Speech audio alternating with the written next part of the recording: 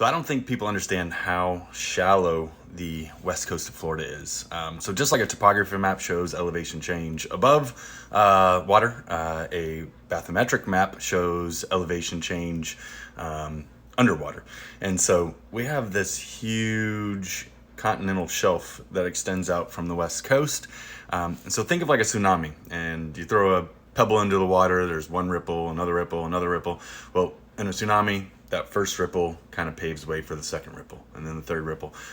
This kind of does the same thing for a hurricane. Starts building up, pushing that water up, and it allows for really far extended storm surge.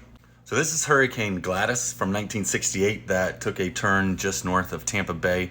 And we have stilt homes in Port Richey, Florida. There are 9 of them. At one time, there was as many as 24. That was prior to Hurricane Gladys that wiped out about 12 of them. We lost another 3 after the no-name storm in 1993.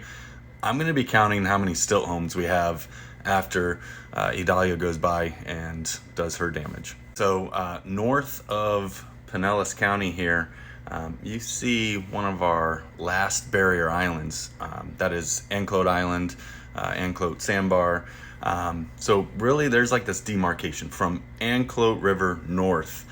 We get into really shallow areas. You're gonna see all these sand flats up here. The reason those don't have grasses like you got down here, where I'm at in Port Richey, my building is just outside here. I missed it going over it a little bit. So I am right there in Port Richey on the just north of the Cody River.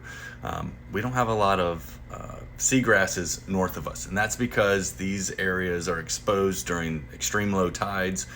Seagrasses can't survive when they're exposed to the air. That's how shallow it is. All that sand to the north of us, it's a different world. And in 1993, I lived just to the north of here in Hudson, and we had like a 12-foot storm surge. That was in March.